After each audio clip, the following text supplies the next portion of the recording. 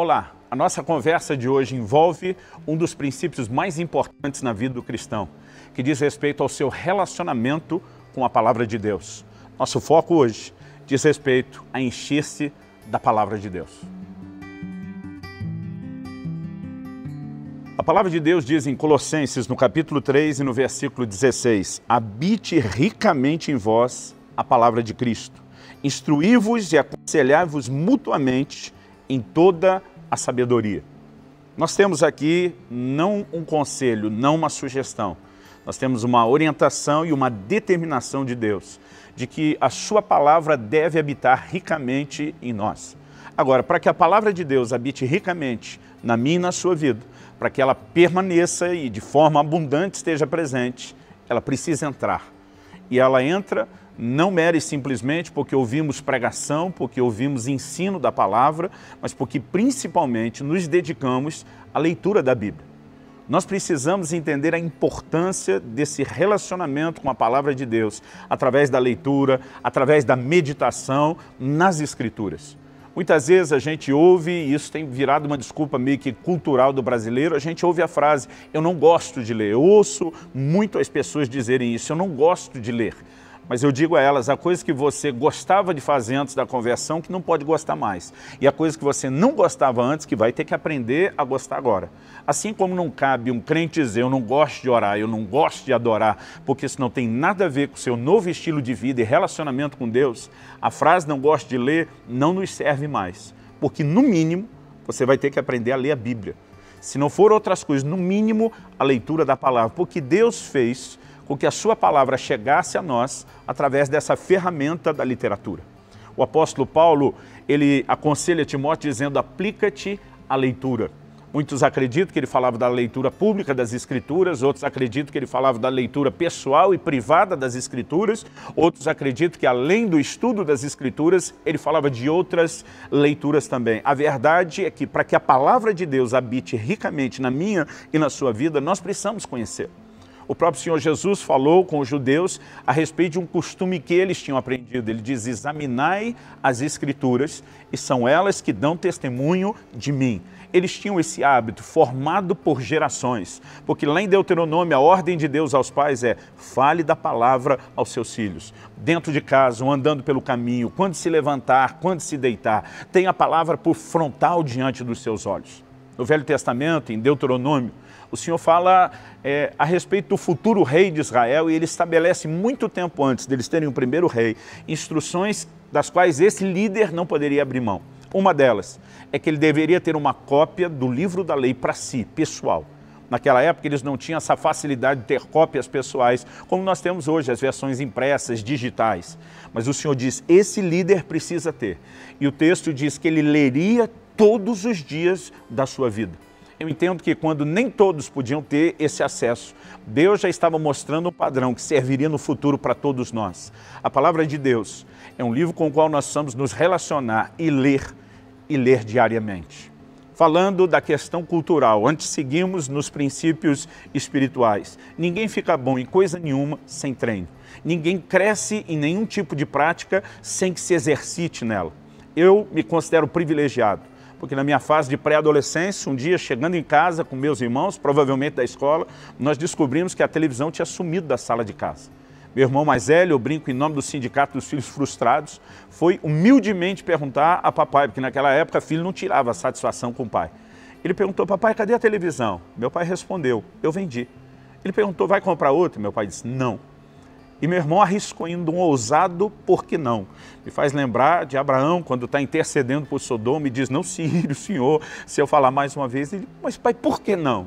E meu pai na hora diz, filho meu, não cresce só assistindo televisão e jogando videogame. Eu brinco, se é que dá para chamar de videogame o gráfico daquela época. Mas meu pai disse o seguinte, baixou essa portaria em casa, de hoje em diante vocês vão aprender a ler. E a partir daquele dia, além da leitura bíblica diária, que era obrigação dentro de casa, ele exigiu que nós passássemos a pegar um livro por semana na biblioteca da escola.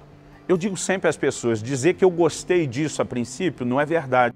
Eu brinco até que eu virei um televizinho, porque o que eu queria assistir dali para frente tinha que ser na casa de algum vizinho.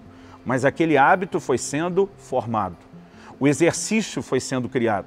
Alguém me perguntou um dia aos 18 anos de idade, quantos livros você já leu? E eu não sabia responder, mas curioso, eu fui fazer a conta. Tanto da biblioteca lá de casa, porque meu pai, apesar de não ter muito recurso, uma das coisas onde ele mais investiu dinheiro foi literatura cristã.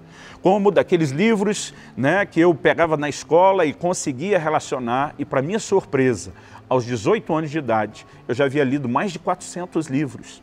Uma conta que às vezes as pessoas não fazem é que um livro por semana, o ano tem 52 semanas, significa pelo menos 50 livros por ano. Você imagina ao longo de uma vida o quanto eu e você poderíamos nos alimentar.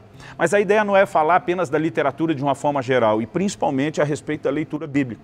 Muitos desanimam em relação à leitura bíblica, porque olha aquele livro enorme e pensa, é muita coisa para ler. Se você pensar em fazer de uma vez. Quando meu filho Israel tinha 6 anos de idade, e ele já tinha sido alfabetizado, minha esposa é pedagoga, e começou o trabalho de alfabetização com meus filhos em casa cedo, aos 5 anos.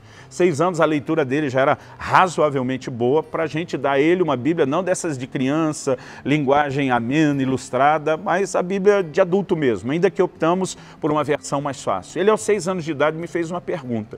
E disse, papai, o que eu preciso para ler a Bíblia toda em um ano? E nós sentamos e fizemos a conta juntos. A Bíblia tem menos de 1.200 capítulos, na verdade 1.189. Dividido pelos 365 dias do ano, nós chegamos à conta de que 3,3 alguma coisa, capítulos da Bíblia por dia, não chegava a 4, estava mais perto do 3 do que do 4. É possível, você lendo isso dia após dia, você ler a Bíblia toda em um ano. Eu acredito que ler a Bíblia toda em um ano é o mínimo que o crente deveria fazer. Eu não acho nem que é uma grande conquista. E não me diga que você não tem tempo para ler 3 capítulos da Bíblia por dia, podendo parcelar um de manhã, um de tarde e outro de noite. O que nós não temos é o hábito. O que nós não temos é a disciplina. O que nós não temos é a constância, é a continuidade. Então, eu lembro que por conta dessa conta quebrada dos capítulos, eu falei, filho, se você ler 3 capítulos de segunda a sexta, que é dia de aula, 4 no sábado e domingo, ou se você ler 3 num dia, 4 no outro, você liquida a fatura antes de um ano. E ele começou a fazer isso, dedicadamente. Todo dia quando acordava, a primeira coisa que ele fazia era ler a Bíblia. Quando ele terminou de ler a Bíblia a primeira vez, ele ainda não tinha completado 7 anos de idade. Isso não faz dele um garoto prodígio.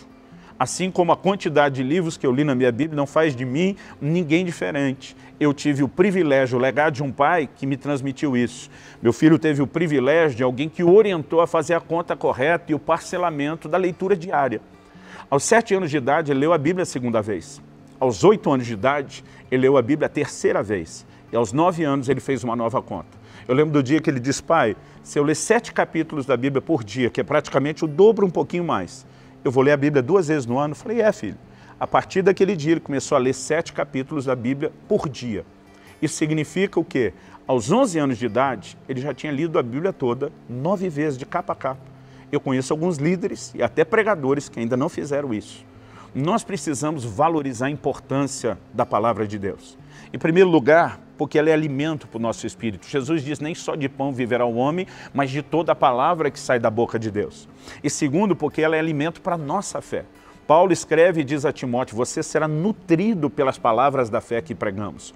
Muitos crentes não conseguem ter uma fé firme, diferenciada, porque não alimentam a sua fé. Nós precisamos da palavra porque ela vai transformar a nossa vida. Eu pretendo desenvolver mais esse assunto em outros vídeos e quero adiantar isso aqui, o que normalmente não faço. Mas eu quero chamar a sua atenção. A palavra de Deus é a ferramenta que necessitamos. A Bíblia diz, a lei do Senhor é perfeita e restaura a alma. Há uma restauração na nossa forma de pensar e nas nossas emoções que a palavra de Deus nos proporciona. Nós precisamos dela para nós, em primeiro lugar. Mas o texto que nós lemos, que diz, habite ricamente em vós a palavra de Cristo, mostra a necessidade não só pessoal de receber a palavra, mas ele diz, instruí-vos e aconselhar-vos mutuamente com toda a sabedoria.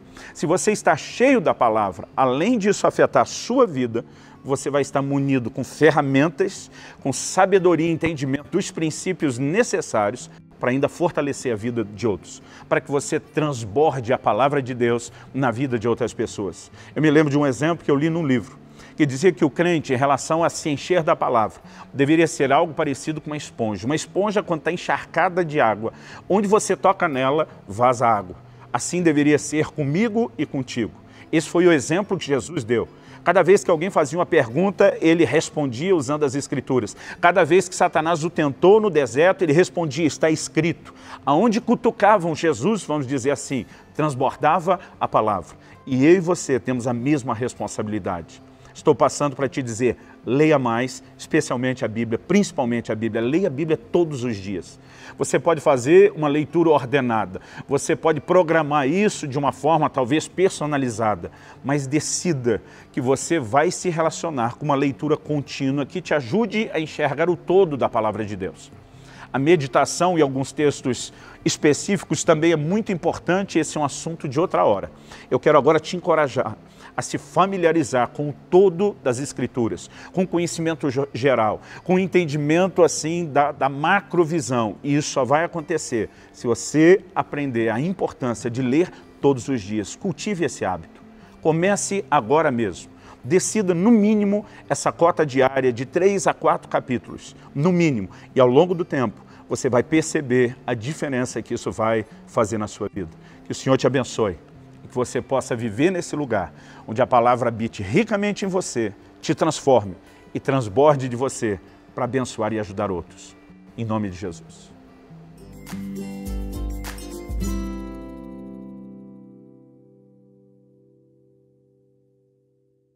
Oi gente, eu sou Israel Subirá, filho do Luciano, a criança que leu a Bíblia várias vezes. Eu tô aqui para dizer que essa história é verdade, não é só uma ilustração, isso realmente aconteceu, mas algo que me surpreende, eu não parei de fazer isso até hoje, eu continuo lendo e cada vez que eu leio eu percebo o quanto existe para aprender, eu percebo o quanto eu não sei. Parece que cada vez que eu leio a Bíblia eu percebo alguns detalhes novos que eu não tinha percebido antes. Então eu quero realmente, de maneira prática, te desafiar a não parar nunca e colocar isso em prática na sua vida se você não colocou ainda, porque sempre vai ter mais para você conhecer dele, beleza?